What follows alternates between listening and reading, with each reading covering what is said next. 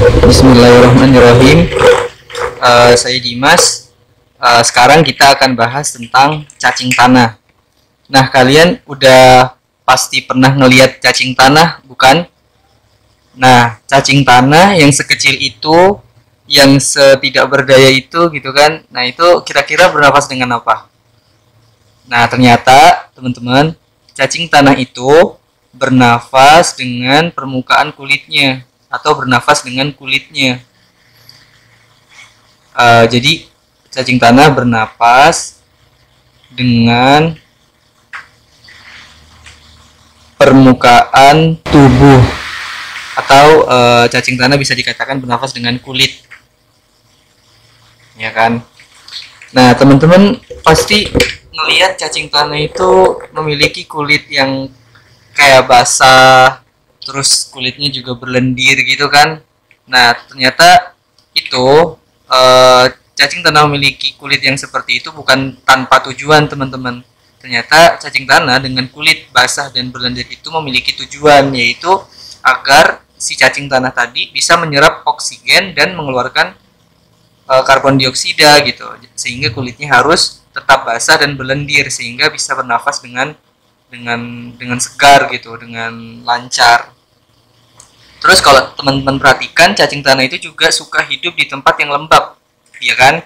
Nah, kenapa cacing tanah kok suka hidup di tempat yang lembab? Ya karena itu tadi, supaya bisa membantu proses pernafasan si cacing tanah tadi.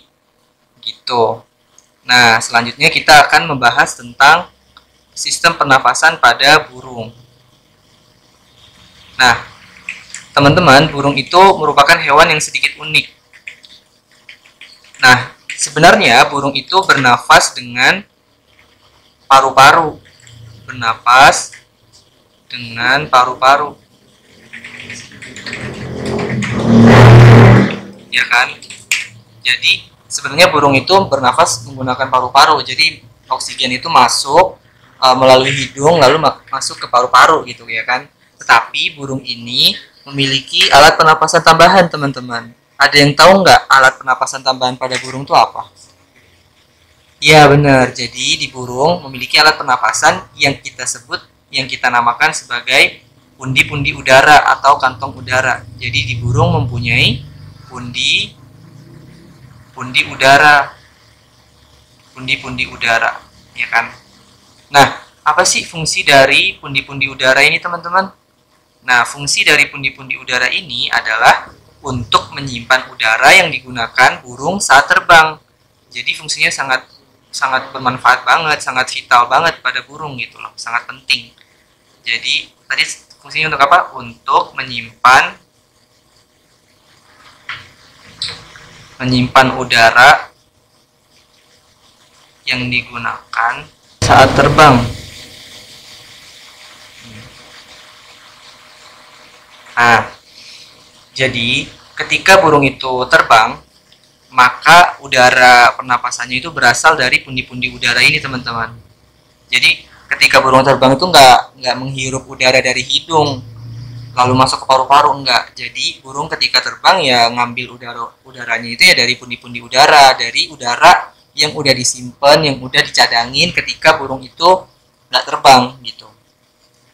Nah, coba deh lihat, perhatiin gambar yang udah kakak sediain ini. Ya, jadi di sini nih.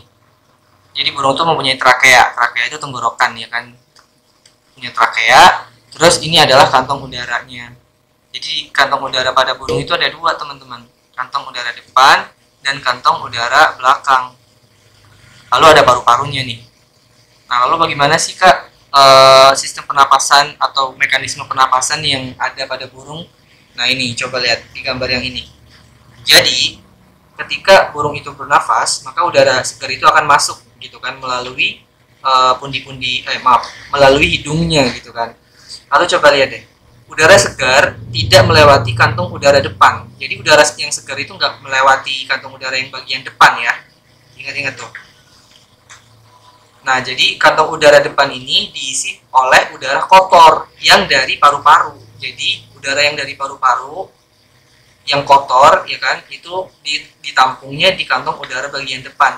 Nah, sedangkan kantong udara belakang inilah yang diisi dengan udara segar tadi. Jadi yang perlu teman-teman perhatikan, perbedaan antara kantong udara depan dan belakang ini. Kalau kantong udara depan itu fungsinya untuk menyimpan udara kotor dari paru-paru. Sedangkan kantong udara yang bagian belakang itu diisi oleh udara segar yang baru diambil dari lingkungan oleh burung tadi melalui hidungnya gitu. Ya kan? Berarti pertanyaan selanjutnya kira-kira gini kan, teman-teman. Kapan sih burung itu ngambil udara buat disimpan di pundi-pundi udaranya gitu kan? Nah, ternyata burung itu mengambil udara itu ketika terbang juga. Jadi misal nih, kalau teman-teman perhatiin, burung itu terbang kan sayapnya pertama dikepakin. Terus ada saat ketika burung itu melebarkan sayapnya doang. Jadi nggak dikepakin sayapnya. Nah, ketika sayap itu hanya dilebarin aja sama burung, nah itu berarti burung tersebut sedang mengambil udara dari lingkungan untuk disimpan di pundi-pundi udaranya. Dan lagi saat burung hinggap atau istirahat gitu. Nah, ketika itu burung sedang mengambil udaranya untuk disimpan di pundi-pundi udaranya untuk digunakan ketika terbang.